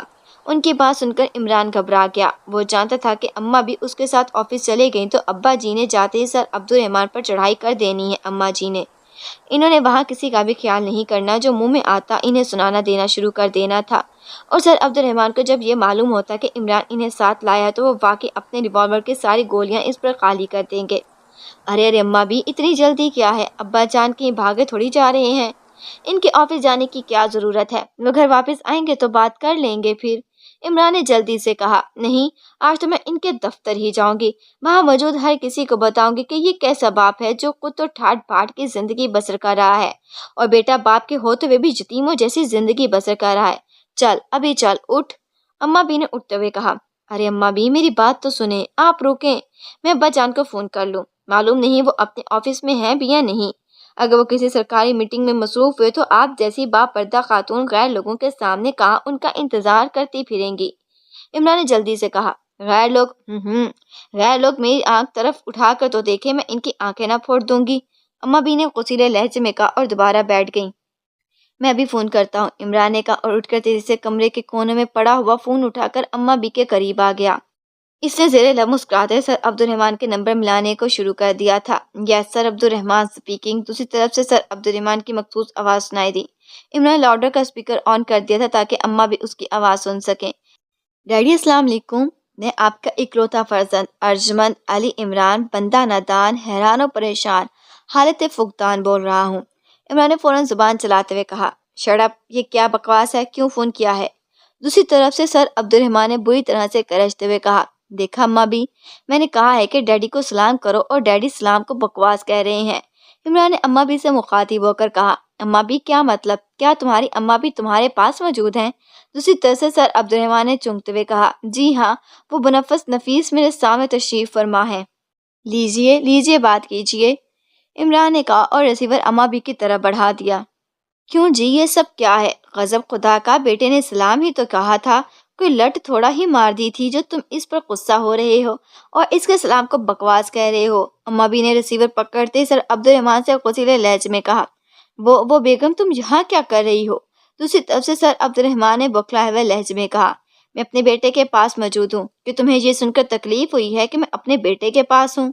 اماں بھی نے انتہائی غصیلے لہجے میں کہا۔ میرا یہ مطلب نہیں تھا بیگم، میں پوچھ رہا ہوں کہ خیریت سے آئی ہو اپنے بیٹے کے پاس؟ دوسری طرف سے سر عبد الرحمن نے فوراً نرم لہجہ اختیار کرتے ہوئے کہا تو عمران کے ہونٹوں پر مسکراہٹ آ گئی۔ اسی لمحے سریا دودھ کا بڑا گلاس اندر لے گئی۔ عمران نے منہ پر انگلی رکھ کر اسے چپ رہنے کا اشارہ کیا۔ خیریت؟ تو تم کیا چاہتے تھے کہ میں خیریت سے یہاں نہ آتی؟ تم تو یہی چاہتے ہو نا کہ میرے بیٹے کو کچھ ہو جائے اور جو تم تو دولت جمع کر رہے ہو وہ تمہارے بھتیجے بھانجے کھا جائیں، اماں بی نے کہا۔ یہ کیا کہہ رہی ہو بیگم؟ میں بھلا ایسا کیسے چاہوں گا؟ سر عبد الرحمن نے کہا۔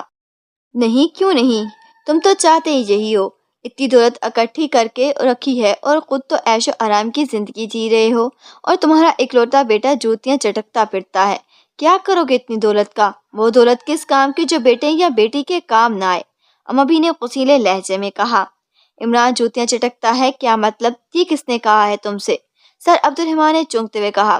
کون کہے گا مجھ سے؟ فقیروں سی کی حالت بنا رکھی ہے اس نے، فقیروں کی طرح رہتا ہے اور فقیروں کی طرح زندگی بسر کرتا ہے۔ یقین نہیں آتا تو خود دیکھ لو آ کر اس کی حالت۔ اما بی نے کہا۔ یہ سب بکواس ہے، وہ تم سے جھوٹ بول رہا ہے، سب ڈرامہ ہے اس کا۔ سر عبد الرحمان نے غصیلے لہجے میں کہا۔ ہاں ہاں، تم جو سچے ہو ساری دنیا میں، باقی تو تمہیں سب جھوٹے ہی نظر آتے ہیں۔ اب تو تمہیں میری بات بھی جھوٹ معلوم ہو رہی ہے۔ ہائے ہائے، اما بی نے باقاعدہ روتے ہوئے کہا۔ ارے ارے بیگم، کیا کہہ رہی ہو؟ ارے تم نہیں، عمران کو جھوٹا کہہ رہا ہوں، وہ تمہارے سامنے جان بوجھ کر اداکاری کر رہا ہے۔ اسے فون دو، میں اسے بتاتا ہوں۔ سر عبد الرحمان نے گھبرائے ہوئے اور غصیلے لہجے میں کہا۔ تم کیا بتاؤ گے اسے؟ بس میں کچھ نہیں جانتی، اگر تمہیں میں اتنی عزیز ہوں تو ابھی میرے بیٹے کے لیے 10-20 لاکھ بھجوا دو، ابھی فوراً۔ اما بی نے کہا۔ 10-20 لاکھ؟ یہ تم کیا کہہ رہی ہو؟ دوسری طرف سے عبد الرحمان نے چونکتے ہوئے کہا۔ وہی کہا ہے جو تم نے سنا ہے، فوراً بھیجو۔ اگر 1 گھنٹے کے اندر اندر تم نے پیسے نہ بھجوائے تو میں عمران کو لے کر تمہارے دفتر آ جاؤں گی، پھر دیکھنا کیا ہوتا ہے۔ اما بی نے کہا۔ ارے ارے، یہ غضب نہ کرنا، آفس مت آنا، عمران کو فون دو، میں اس سے بات کرتا ہوں، اسے جتنی رقم کی ضرورت ہے میں اسے دے دیتا ہوں۔ سر عبد الرحمان نے خوفزدہ ہو کر کہا، جیسے انہیں ڈر ہو کہ واقعی اما بھی ان کے آفس آ گئیں تو وہ یقیناً ان کا ناکتہ بند کر دیں گی۔ ٹھیک ہے، کر لو بات، لیکن خبردار اگر تم نے میرے بیٹے سے غصیلے لہجے میں بات کی تو۔ اما بی نے کہا۔ سوریا دوپٹہ منہ میں لیے بمشکل اپنی ہنسی دبائے ہوئے تھی، جبکہ عمران اما بی کے سامنے سر جھکائے بیٹھا تھا جیسے واقعی وہ دنیا کا سب سے بڑا مسکین ہو۔ السلام علیکم ڈیڈی، عمران نے اما بی سے ریسیور لے کر کان سے لگاتے ہوئے مؤدبانہ لہجے میں کہا۔ وعلیکم السلام۔ یہ کیا بکواس ہے؟ ماں کے ساتھ کیا فراڈ کر رہے ہو تم؟ دوسری طرف سے سر عبد الرحمان کی پھنکاتی آواز سنائی دی۔ اما بھی سن رہی ہیں ڈیڈی، میں نے لاؤڈر آن کر رکھا ہے۔ عمران جیسے سر عبد الرحمان کو خبردار کرتے ہوئے کہا۔ اوہ تم سر عبد الرحمان نے غراتے ہوئے کہا۔ اور سنیں ڈیڈی، آپ کا کیا حال ہے؟ طبیعت تو ٹھیک ہے آپ کی؟ عمران نے کہا تو دوسری طرف سے سر عبد الرحمان جیسے خون کے گھونٹ بھر کر رہ گئے۔ عمران موقع کا فائدہ اٹھا رہا تھا۔ کتنی رقم چاہیے تمہیں؟ سر عبد الرحمان نے اپنے غصے کو کنٹرول کرنے کی کوشش کرتے ہوئے کہا۔ ضرورت تو 60-70 لاکھ کی ہے، مگر اما بھی تو آپ کو 20 لاکھ دینے کے لیے کہا ہے، اسے اتنا ہی کافی ہے، میں اسی میں گزارا کر لوں گا، اور کچھ نہیں تو بجلی، گیس اور پانی کے بلوں کے ساتھ ساتھ دودھ والے کا ادھار، کریانے والی کا ادھار اور دوسرے ادھاروں میں سے آدھا تو ادھار اتر ہی جائے گا۔ عمران نے کہا۔ عمران، تم حد سے بڑھ رہے ہو، سر عبد الرحمان نے غراتے ہوئے کہا۔ نہیں ڈیڈی، میں تو اپنی حد میں ہی ہوں، بے شک اما بھی سے پوچھ لیں، عمران نے فوراً کہا۔ ٹھیک ہے، تو میرے آفس آ جاؤ اور رقم لے جاؤ، سر عبد الرحمان نے جان چھڑوانے والے انداز میں کہا۔ ارے نہیں ڈیڈی، اما بھی اتنے عرصے بعد میرے فلیٹ میں آئی ہیں، میں ان کے ساتھ رہنا چاہتا ہوں، ان کی خدمت کروں گا، ان کے پاؤں دباؤں گا اور پھر انہیں لانگ ڈرائیو پر لے جاؤں گا۔ آپ ایسا کریں کہ اپنے کسی چپراسی کے ہاتھ رقم بھیج دیں، عمران نے کہا۔ اتنی بڑی رقم میں چپراسی کے ہاتھ کیسے بھجوا سکتا ہوں؟ سر عبد الرحمان نے کہا۔ آپ اپنے پیارے ہاتھوں سے چیک پر رقم بھر کر اور اس پر دستخط کر کے اسے لفافے میں ڈال کر اور لفافے کو بند کر کے بھیج دیں، اس میں خود جا کر کیش کرا لوں گا۔ عمران بھلا آسانی سے کہاں قابو آنے والا تھا۔ ہاں ٹھیک ہے، میں 1 لاکھ کا چیک بھجوا رہا ہوں، دوسری طرف سے کہا گیا۔ خبردار، 1 لاکھ کا نہیں، پورے 20 لاکھ کا چیک ہونا چاہیے، اگر 1 روپیہ بھی کم ہوا تو یاد رکھنا میں تمہارا گھر کبھی نہیں آؤں گی، پڑے سڑتے رہنا اپنے بنگلے میں۔ اس سے پہلے کہ عمران کچھ کہتا، اما بھی نے غصے کا اظہار کرتے ہوئے کہا۔ بیگم، دوسری طرف سے سر عبد الرحمان نے ہکلاتے ہوئے کہا۔ بس کہہ دیا، 20 لاکھ کا چیک بھیجو ورنہ تم وہاں میں یہاں، سمجھے؟ اما بھی نے غصیلے لہجے میں کہا اور عمران سے ریسیور لے کر کیڈل پر پٹک دیا۔ اما بھی دودھ؟ سوریا نے اما بھی کو فون رکھ کر دیکھ کر دودھ کا گلاس ان کی طرف بڑھاتے ہوئے کہا تو اما بھی نے اس سے دودھ کا گلاس دے کر منہ سے لگا لیا۔ تم بیٹھو، میں ابھی آتا ہوں، عمران نے سوریا سے کہا اور اٹھ کے کمرے سے نکلتا چلا گیا۔ وہ سیدھا کچن میں پہنچا تھا جہاں سلیمان ابھی تک اپنی ہڈیوں کو سلا رہا تھا۔ اس کی آنکھوں میں آنسو تھے جیسے وہ بار بار رومال سے صاف کر رہا تھا۔ ہاں بھائی جاسوس خان سامہ، طبیعت صاف ہوئی ہے تمہاری یا ابھی کچھ کسر باقی ہے؟ عمران نے سلیمان سے مخاطب ہو کر کہا۔ صاحب، آج آپ نے میرے ساتھ بے حد زیادتی کی ہے، سلیمان نے آپ دیدہ لہجے میں کہا۔ زیادتی؟ بہت خوب، اور تم کیا کہہ رہے تھے؟ تم تو مجھے بتائے بغیر اماں بی کو بلا لیا تھا۔ اگر میں اماں بی کو نہ دیکھ لیتا تو انہوں نے جو تمہارا حشر کیا ہے وہ حشر میرا ہونا تھا۔ وہ کیا کہتے ہیں جیسے کو تیسا، عمران نے کہا۔ میں تو بیگم صاحبہ کو آپ کی ہمدردی کے لیے بلایا تھا۔ مجھے کیا معلوم تھا کہ وہ ہمدردی مجھے اس قدر مہنگی پڑ جائے گی۔ اگر مجھے معلوم ہوتا تو بیگم صاحبہ نے آ کر میری ہی ہڈیاں توڑنی ہیں تو میں انہیں کبھی نہ بلاتا، سلیمان نے کہا۔ کیا ہمدردی تھی تمہیں مجھ سے، عمران نے کہا۔ آپ پچھلے کئی روز سے فلیٹ میں پڑے ہوئے ہیں، کھانا آپ بالکل ہی بھول گئے تھے، بس 2-4 لقمے کھا لیے اور پھر چائے چائے چائے۔ میں نے سوچا کہ میں بیگم صاحبہ کو بلا لیتا ہوں، ان کے آنے سے پہلے میں نے مرغ بریانی بنا لی تھی کہ ان کے ساتھ ساتھ آپ بھی کچھ کھا لیں گے، سلیمان نے کہا۔ اوہ، اگر یہ بات تو تم نے مجھے پہلے کیوں نہیں بتایا، ناحق تمہیں اماں بھی کی جوتیاں کھانا پڑی، عمران نے ہمدردانہ لہجے میں کہا۔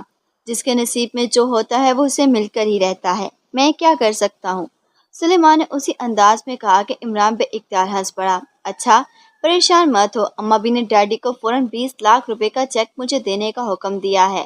ڈیڈی کا چیک آتا ہی ہوگا، وہ تم لے لینا اور کسی اچھے سے ڈاکٹر کے پاس جا کر اپنی ٹوٹی پھوٹی ہڈیوں کی مرمت کرا لینا، عمران نے کہا تو سلیمان آنکھیں چمک گئیں۔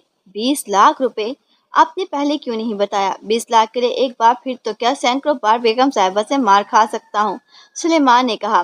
یہ بات ہے تو آؤ، اماں بھی ابھی بیٹھی ہوئی ہیں، عمران نے مسکراتے ہوئے کہا۔ ارے باپ رے، میں پہلے وم زدہ ہڈیوں کے نکور کر لوں، پھر بعد میں ان کے سامنے جاؤں گا۔ اب تو مجھے ان کا سامنا کرتے ہوئے بھی ڈر لگ رہا ہے، سلیمان نے گھبرائے ہوئے لہجے میں کہا تو عمران ایک بار پھر ہنس پڑا اور پھر وہ دوبارہ اماں بی کے پاس آیا اور انہیں یقین دلایا کہ ڈیڈی کا چیک کیش کرا کر وہ ادھار چکا دے گا تو فوراً ان کے پاس کوٹھی میں آ جائے گا۔ اماں بی نے اسے کچھ ڈانٹا، کچھ پیار سے سمجھایا اور پھر اسے دعائیں دیتے ہوئے سریا کے ساتھ وہاں سے رخصت ہو گئی۔ تقریباً 1 گھنٹے کے بعد ڈور بیل بجی تو دروازہ کھولنے سلیمان اس تیزی سے گیا جیسے اگر اسے 1 لمحے کی دیری ہوگی تو دروازے پر آنے والا فوراً لوٹ جائے گا۔ دروازے پر سر عبدالرحمن کا پی اے تھا۔ اس نے اندر آ کر سلام کیا اور جیب سے ایک لفافہ نکال کر عمران کی طرف بڑھا دیا اور پھر عمران سے اجازت لے کر رخصت ہو گیا۔ عمران نے لفافہ کھولا تو اس میں چیک ضرور موجود تھا مگر اس میں 2 لاکھ کی رقم درج تھی۔ سلیمان عمران کے سر پر کھڑا تھا۔ 2 لاکھ کا چیک دیکھ کر ان دونوں کا منہ بن گیا۔ ڈیڈی بھی ڈنڈی مارنے سے باز نہیں آتے، 20 لاکھ کی جگہ صرف 2 لاکھ کا چیک، عمران نے منہ بناتے ہوئے کہا۔ شکر کریں انہوں نے اتنا ہی بھیج دیا ہے، اگر وہ اس چیک پر 2,000 یا 20,000 لکھ دیتے تو آپ کیا کر لیتے، سلیمان نے کہا اور ساتھ ہی اس نے عمران کے ہاتھ سے چیک جھپٹ لیا۔ ارے یہ رقم میرے ڈیڈی نے میرے اخراجات کے لیے بھیجی ہے، عمران تیز لہجے میں کہا مگر سلیمان بھاگ کر دروازے پر جا پہنچا۔ اس کی وجہ سے مجھے اماں بھی سے جو مار پڑی ہے، میری تمام ہڈیوں کے جوڑ ہل گئے ہیں، پہلے میں ان کا علاج کرا لوں، پھر جو بچے گا وہ میں شرافت سے آپ کی ہتھیلی پر رکھ دوں گا، سلیمان نے کہا تو عمران ہنسنے لگا۔ سلیمان چیک لے کر فوراً کمرے سے نکل گیا تھا۔ سلیمان ابھی کمرے سے نکلا ہی تھا کہ اچانک کمرے میں فون کی گھنٹی بج اٹھی۔ جی، علی عمران ول سر عبدالرحمن، آخری فرزند آف چنگیز خان بول رہا ہوں، عمران نے ریسیور اٹھا کر کان سے لگاتے ہوئے کہا۔ سلطان بول رہا ہوں، دوسری طرف سے سر سلطان کی آواز سنائی دی۔ تو بولتے نہیں، میں نے بولنے سے کب منع کیا، اور ویسے بھی سلطان جب بولتے ہیں تو رایا کو اس کے سامنے باادب ہونا چاہیے، اگر رعایا گوش آواز نہ ہو تو سلطان کے حکم سے ان کے کانوں میں پگھلا ہوا سیسا ڈال دیا جاتا ہے۔ آپ سلطان ہیں تو آپ مجھے اپنی رایا ہی سمجھیں، میں نے اپنے گوشت پر آواز بلکہ گوشت ادر آواز کر لیے ہیں، اگر آپ کہیں تو میرے کان میں انگلی ٹھونس لیتا ہوں تاکہ آپ کے الفاظ میرے ایک گوشت سے داخل ہو کر دوسرے گوشت سے نہ نکل سکیں۔ عمران جب بولنے پر آیا تو سلطان کو اپنا موقع ہی نہ ملا کہ وہ درمیان میں عمران سے کچھ پوچھ سکے۔ فوراً میرے دفتر آ جاؤ، اس طرف سے جھٹکدار لہجے میں کہا گیا تو ساتھ ہی رابطہ ختم ہو گیا۔ دفتر؟ حیرت ہے، پہلے زمانے میں سلطانوں کو تو شاہی دربار ہوا کرتے تھے، یہ کیسے سلطان ہے جو مجھے دربار کی بجائے دفتر میں بلا رہے ہیں، عمران نے حیرت بھرے لہجے میں کہا۔ اس نے ریسیور رکھا اور اٹھ کر کھڑا ہو گیا۔ سر سلطان کا لہجہ پریشانی سے بھرپور تھا۔ عمران جانتا تھا کہ جب کوئی اہم مسئلہ ہو تو سر سلطان اسے بحث کے بغیر اسے فوراً اپنے دفتر میں آنے کا کہہ کر ریسیور رکھ دیتے ہیں۔ چند لمحے سوچتا رہا، پھر وہ ڈریسنگ روم کی طرف بڑھ گیا تاکہ سلیقے کے ساتھ لباس پہن کر سر سلطان کے پاس جا سکے۔ ساک لینڈ کے دارالحکومت کراک کے انٹرنیشنل ایئرپورٹ پر بے حد گہما گہمی دکھائی دے رہی تھی۔ یہاں چونکہ سیاحت کے بے شمار مواقع تھے، اس لیے یہ ایئرپورٹ ہر ملک کے سیاحوں سے بھرا ہوا تھا۔ ساک لینڈ کا دارالحکومت دنیا میں سیاحت کے لیے بے حد مشہور تھا۔ ایئرپورٹ پر سیکیورٹی بے حد ٹائٹ تھی۔ وہاں خاکی وردی جس پر سرخ رنگ کے عجیب و غریب نشان بنے ہوئے تھے میں ملبوس افراد کثیر تعداد میں گھومتے پھر رہے تھے۔ एयरपोर्ट पर एक मॉनिटरी सेल बना हुआ था जिसमें दीवारों पर बड़ी बड़ी स्क्रीनें नस्ब थीं। एयरपोर्ट के हर हिस्से में चुके मखसूस साख के कैमरे लगे हुए थे। इसे सिक्योरिटी एहलकार बजाय एयरपोर्ट पर एक एक शख्स पर नजर रखने के मॉनिटरिंग रूम से इन्हें चेक करते रहते थे। इन कैमरों की खसूसी साख की वजह से वो स्क्रीनों पर किसी का मेकअप के पीछे छुपा हुआ असल चेहरा भी देख सकते थे। मॉनिटरिंग रूम के ऑपरेटर मुस्तैदी से काम कर रहे थे। अभी चंद लम्हे पहले काफिरिस्तान का एक त्यारा लैंड हुआ था जिसके मुसाफिर जहाज की सीढ़ियों से उतर रहे थे। ऑपरेटर इन मुसाफिरों का क्लोजअप करके इनका बाकायदा स्कैनिंग कर रहे थे। मॉनिटरिंग रूम में साकलैंड के GB3 का चीफ कर्नल सकारना भी मौजूद था जो इस मुसाफिरों को बड़े गौर से देख रहा था। उसका असिस्टेंट मैनेजर ग्रूम भी मौजूद था कि GB3 के मुसल्लह अफराद भी एयरपोर्ट पर फैले हुए थे जो हर आने वाले पर कड़ी नजर रखे हुए थे। अचानक जहाज की सीढ़ियों पर कर्नल सकारनो के दो अफराद पर नजर पड़ी तो वो बेइख्तियार चौंक पड़ा। सीढ़ियों से दो अफराद उतर रहे थे। एक लंबा तिरंगा और बेहद मजबूत जिस्म का मालिक था। इसके चेहरे पर फ्रेंच कट दाढ़ी थी और इसने ग्रे कलर का सूट पहन रखा था, जबकि इसके साथ एक और नौजवान था जो खासा वजी और कवि हैकल था। ग्रे सूट वाले के हाथ में एक हैंड बैग था।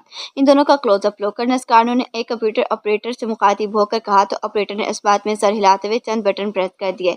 उनके सामने मौजूद स्क्रीन हसूल में आ गई थी। अब स्क्रीन पर दोनों शख्स साफ दिखाई दे रहे थे। इनकी स्कैनिंग करो, कर्नल सकारनो ने कहा तो ऑपरेटर जल्दी जल्दी कीबोर्ड के बटन प्रेस करता चला गया। स्क्रीन पर इन दोनों के जिस्म क्लोज हुए और फिर इनके जिस्मों का सब्ज रंग का ग्राफ बनता चला गया। दूसरे लम्हे इनके जिस्म पर सुर्ख रंग की लाइट सी फ्लैश करने लगी जो इसके सर से लेकर पैर तक जा रही थी। स्क्रीन के नीचे मुख्तलिफ अल्फाज टाइप होकर खुद ब खुद मिटते चले जा रहे थे। चंद ही लम्हों में इन दोनों की स्कैनिंग मुकम्मल हो गई और स्क्रीन ने ओके कर दिया। ये दोनों ओके हैं जनाब, ऑपरेटर ने कर्नल सकारनो से मुखातिब होकर कहा। मुझे ये दोनों मेकअप में मालूम हो रहे हैं। तुम डबल हाइट रॉक रेस से इन्हें दोबारा चेक करो, कर्नल सकारनो ने परेशानी से होंठ चुबाते हुए कहा। यस सर, ऑपरेटर ने कहा। ऑपरेटर ने दोबारा कंप्यूटराइज्ड मशीन पर काम करना शुरू कर दिया। स्क्रीन पर इन दोनों के जिस्मों के रंग बदलते रहे। इनके जिस्म फ्लैश हुए और फिर इनके जिस्मों का रंग जकटक नीला हो गया। साथ ही स्क्रीन पर एक बार फिर ओके के अल्फाज उभर आए थे। नो सर, ये दोनों मेकअप में नहीं है, ऑपरेटर ने बाकायदा ऐलान करते हुए कहा। ये कैसे हो सकता है? इनका कट काल और चलने का अंदाज मेरा जाना पहचाना है और तुम कह रहे हो कि ये मेकअप में नहीं है, कर्नल सकारनो ने होंठ चुबाते हुए कहा। सॉरी सर, स्कैनिंग मशीन ने 2 बार इन दोनों को ओके कह दिया है, ऑपरेटर ने कहा। तुम्हारी मशीन में यकीनन कोई खराबी है जो इन दोनों मेकअप चेक नहीं कर रही। ये दोनों वही हैं जिनके बारे में मुझे इत्तला मिली है, कर्नल सकारनो ने कहा। इनके चेहरे शदीद परेशानी और खुफ्तगी नजर आ रही है। अगर आपका ख्याल है कि दोनों बलगारनी जासूस हैं तो हम इन्हें यहीं रोक लेते हैं सर, कर्नल सकारनो के असिस्टेंट मैनेजर ग्रूम ने कहा। नहीं, जब तक हमें इनके खिलाफ कोई ठोस सबूत नहीं मिल जाता हम इनके खिलाफ कोई कार्रवाई नहीं करेंगे। ये दोनों इमिग्रेशन की तरफ जा रहे हैं, तुम जाओ और जाकर खुद इनके कागजात चेक करो, कर्नल सकारनो ने कहा।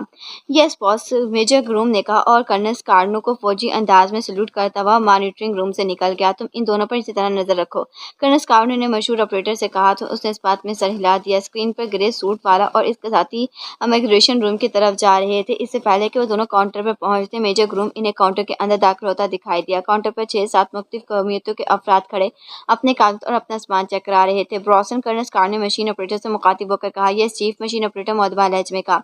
जब तक इनकी बारी आएगी तुम ग्रे सूट वाले के हैंड बैग को चेक करो, देखो इसके हैंड बैग में क्या है, कर्नल सकारनो ने कहा तो ब्रॉसन ने ग्रे सूट वाले के हैंड बैग को क्लोज अप किया और फिर मशीन के मुख्तलिफ बटन प्रेस करते हुए हैंड बैग में मौजूद चीजों को चेक करने लगा, मगर हैंड बैग में कौनसी कागजात और इसके जरूरत के सामान के सिवा कुछ भी दिखाई नहीं दे रहा था। सर नो, कोई खास चीज नहीं है इसके पास, ब्रॉसन ने कहा तो कर्नल सकारनो ने इख्तियार होंठ भेज दिए। ब्रॉसन ने मशीन के मुख्तलिफ बटन प्रेस करते हुए इन दोनों को दोबारा स्क्रीन पर ओपन कर लिया था। अभी इन दोनों के आगे 4 अफराद मौजूद थे। कर्नल सकारनो ने बड़ी बेचैनी और इसकी तरफ देख रहा था कि जैसे इसका बस ना चल रहा हो कि वो अगले अफराद को पीछे हटाकर इन दोनों को आगे बढ़ा दे। इस बात नहीं बनेगी, मुझे खुद कुछ करना पड़ेगा, कर्नल सकारनो ने हलक के बल बढ़ाते हुए कहा और फिर उसने जेब से एक जदीद साख का फोन सेट निकाला और इसके मुख्तलिफ बटन प्रेस करके उससे फोन को कान से लगा लिया। स्क्रीन पर मेजर ग्रूम चौंकता नजर आया। उसने जेब में हाथ डालकर कर्नल सकारनो जैसा सेट निकाला और स्क्रीन पर नजर डालते हुए उसने सेट कान से लगाया। यस सर, कर्नल सकारनो को मेजर ग्रूम की मखसूस आवाज सुनाई दी। मेजर, इन दोनों को स्पेशल रूम में लिया, मैं खुद इनकी चेकिंग करूंगा, कर्नल सकारनो ने मेजर ग्रूम को हुक्म देते हुए कहा, मगर सर उस तरफ से मेजर ग्रूम ने कुछ कहना चाहा। जो कह रहा हूँ वो करो, नॉनसेंस, कर्नल सकारनो ने हलक के बल गड़ाते हुए कहा तो स्क्रीन पर मेजर ग्रूम के चेहरे पर बौखलाहट नाचती दिखाई दी। यस सर, मैं इन्हें ला रहा हूँ सर, अभी ला रहा हूँ, मेजर ग्रूम की घबराहट ज्यादा आवाज थी तो कर्नल सकारनो ने सेट कान से हटाकर इसे ऑफ कर दिया। ब्रोसन, इन दोनों को मैं मेकअप चेक कर लूंगा, तुम त्यारे के दूसरे मुसाफिरों पर नजर रखो, अगर किसी में तुम्हें गैर मामूली बात नजर आए तो तुम मुझ पर नंबर कॉल कर लेना। कर्नल स्कार्ड ने ब्रोसन से मुखातिब होकर कहा और फिर वो तेजी से मॉनिटरिंग रूम से निकल गया। मुख्तलिफ रास्तों से होता हुआ वो एयरपोर्ट के दरमियानी हिस्से में आ गया, जहाँ एक बड़े से कमरे के बाहर मुसल्लह सिक्योरिटी तैनात थी। मेजर ग्रूम इन दोनों को ले आया है? कर्नल स्कार्ड ने दरवाजे पर मौजूद एक एहलकार से पूछा। यस सर, वो दोनों अंदर है, एहलकार ने इस बात में सर हिलाकर कहा। तो कर्नल स्कार्ड ने सर हिलाकर कमरे में दाखिल हो गया। दूसरी तरफ बड़ा सारा हॉल था जिसमें एक बहुत बड़ा काउंटर था जहाँ 4 फौजी बैठे हुए थे। दाएं तरफ सोफे पर और कुर्सियां मौजूद थीं जिन पर मेजर ग्रूम और वही 2 अफराद मौजूद थे जिन्हें कर्नल स्कार्ड ने यहाँ लाने का हुक्म दिया था। मेजर ग्रूम इन दोनों के कागजात चेक करने के साथ साथ इनसे सवाल भी कर रहा था, जबकि वो दोनों बेहद नाला दिखाई दे रहे थे। कर्नल स्कार्ड को अंदर आते देखकर वो सब इसके एहतराम में उठकर खड़े हो गए थे। इनके उठते ही गरे सूट वाला और इसके साथी भी उठकर खड़ा हो गया था। कर्नल स्कार्ड तेजी से इसकी तरफ बढ़ आया था। यस सर, ये इनके कागजात थे। मेजर ग्रूम ने कागजात उनकी तरफ बढ़ाते हुए कहा। कर्नल स्कार्ड ने उसे कागजात दिए, उन्हें बगौर दिखने लगा। ये क्या हो रहा है जनाब? यहाँ पे बहुत सारे सियाहत के लिए आए हैं, हमारी रूटीन से हटकर चेकिंग क्यों की जा रही है? ग्रे सूट वाले ने कहा। तुम्हारा नाम ड्रैग है और तुम रॉकलैंड से आए हो? कर्नल स्कार्ड ने इसके सामने बैठकर उसकी तरफ गौर देखते हुए कहा। यस सर, मैं ड्रैग हूँ और ये मेरे साथी रेमंड है, हम दोनों रॉकलैंड से आए हैं। ग्रे सूट वाले ने कहा। क्या करने आए हो यहाँ? कर्नल स्कार्ड ने उखड़े हुए लहजे में कहा। वो ग्रे सूट वाले ड्रैग को गौर से देख रहा था। सियाहत के लिए आए हैं और हमने क्या करना है? ड्रैग ने मुंह बनाते हुए कहा। पहले कभी आए हो जहाँ? कर्नल स्कार्ड ने पूछा। नहीं, पहली बार आ रहे हैं, ड्रैग ने कहा। कब तक रहने का इरादा है यहाँ? कर्नल स्कार्ड ने कहा। जनाब, क्या आप कम पढ़े लिखे हैं? ड्रैग के साथ रेमंड ने कर्नल स्कार्ड की तरफ गौर देखते हुए कहा। तो इसकी बात सुनकर न सिर्फ कर्नल स्कार्ड बल्कि उसके करीब खड़ा मेजर ग्रूम भी चौंक पड़ा था। क्या मतलब, क्या कहना चाहते हो? कर्नल स्कार्ड ने तेज नजरों से देखते हुए उसे कहा। दोनों के मेकअप में थे। हम कौन है, यहाँ क्यों आए हैं, क्या करने आए हैं और यहाँ कब तक रहेंगे? ये सब कागजात में लिखा है, अगर आपको पढ़ना नहीं आता तो कागजात हमें दे दें, हम पढ़कर सुना देते हैं, रेमंड ने कहा। तो उसकी बात सुनकर ड्रैग के होंठों पर मुस्कुराहट आ गई, जबकि कर्नल स्कार्ड और मेजर ग्रूम के माथे पर शिकन आ गए थे। तुम जो से ज्यादा बोलते हो, कर्नल स्कार्ड ने उसे बुरी तरह से घूरते हुए कहा। मैं बोलता भी हूँ और गुस्से से खोलता भी हूँ जब मेरे साथ नाजायज हो रहा हो, रेमंड ने उसी अंदाज में कहा। शट अप, जानते हो तुम किसके सामने खड़े हो? मेजर ग्रूम के गुस्सैले लहजे में कहा। क्या एक अनपढ़ और अहमक अफसर के सामने जिसे फॉरेनर्स के साथ बात करने की भी तमीज नहीं है? रेमंड ने मुंह बनाकर कहा। तो इन दोनों के चेहरे गुस्से से सुर्ख होते चले गए। तुम में तौहीन कर रहे हो, कर्नल स्कार्ड की। कर्नल स्कार्ड ने गुस्से से बल खाते हुए कहा। सुनो कर्नल स्कार्ड, मैं रॉकलैंड के ब्यूरोक्रेट्स में से हूँ, मैं रोज सियाह के सदर तक से ताल्लुकात है, मेरी एक फोन कॉल इन्हें देखे बगौर देख लेना के जवाब देना होगा। तुम हमारे साथ एक ऐसा सलूक कर रहे हो जैसे हम सियाह नहीं, स्मगलर हो या गैर मुल्की एजेंट हो। इस बार ड्रैग ने गुस्से लहजे में कहा।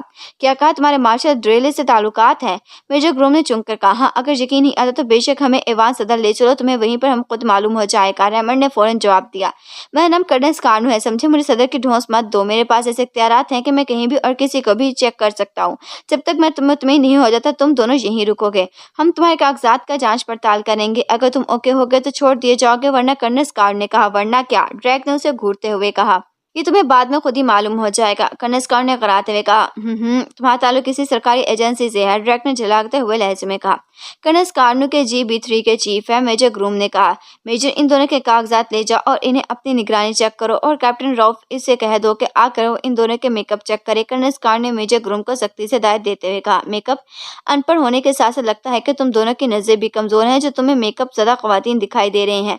मेकअप करना लड़कियों का शौक होता है, मर्दों का नहीं, रेमंड ने मुंह बनाते हुए कहा। शट अप, कर्नल स्कार्ड ने कड़क लहजे में कहा और मेजर ग्रूम और दोनों को घूरता हुआ वहां से चला गया। कर्नल, आखिर में पता भी चल जाएगा कि हमारे इस तरह से चेकिंग क्यों की जा रही है, हमने किया क्या है? ड्रैग ने झुलाए हुए लहजे में कर्नल स्कार्ड से मुखातिब होकर कहा। यहाँ हंगामी हालात नाफिज हैं, हमें जिस पर शक पड़ता है हम इसकी इंतहाई सख्त चेकिंग करते हैं, कर्नल स्कार्ड ने कहा। हम पर शक की वजह? ड्रैग ने सर झटक कर कहा। कोई भी वजह हो सकती है, तुम मेरे शक के दायरे में आ गए हो, तुम दोनों की तरफ से मेरा मुतमईन होना जरूरी है, कर्नल स्कार्ड ने खुश्क लहजे में कहा।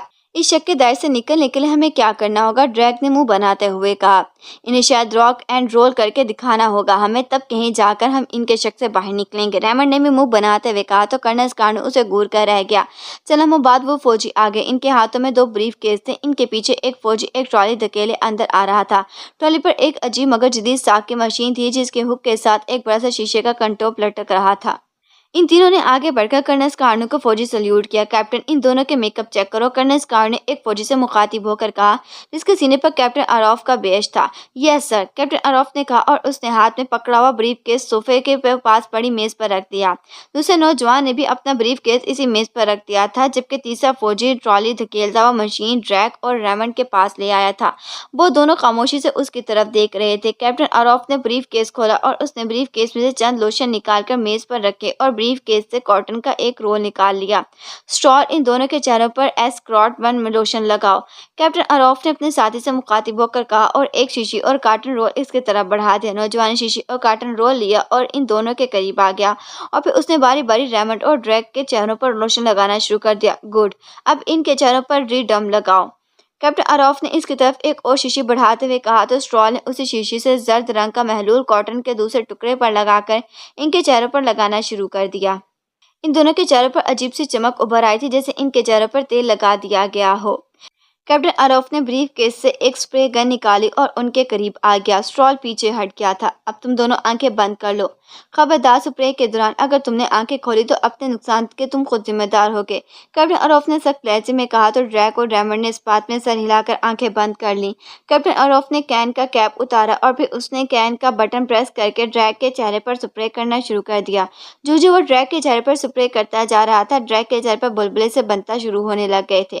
کیپٹن اروف چند لمحے سپرے کرتا رہا، پھر پیچھے ہٹ گیا، مگر ڈریک کے چہرے کے قد و قال میں کوئی فرق نہیں آیا تھا۔ کیپٹن اروف نے ریمنڈ کے چہرے پر بھی سپرے کیا، مگر اس کے چہرے پر بھی کوئی خاص فرق نہیں آیا تھا۔ ان کے چہرے صاف کرو، کیپٹن اروف نے ہونٹ بھینچتے ہوئے کہا تو اسٹرال نے کاٹن سے ان کے چہرے صاف کرنا شروع کر دیے۔ کیپٹن اروف نے ان دونوں کے چہرے پر مختلف لوشنز لگائے، مگر ان دونوں کے چہروں پر کوئی فرق نہیں آیا تھا۔ نو سر، یہ میک اپ میں نہیں ہے، کیپٹن اروف نے اپنے تمام گز آزمانے کے بعد کرنل سکارنو سے کہا۔ MUW مشین کا استعمال کرو ان پر۔ کرنل سکارنو نے غصے سے ہونٹ چباتے ہوئے کہا۔ یس سر، کیپٹن اروف نے کہا۔ اس نے اسٹرال کو اشارہ کیا تو وہ ٹرالی ڈریک کے سامنے لے آیا۔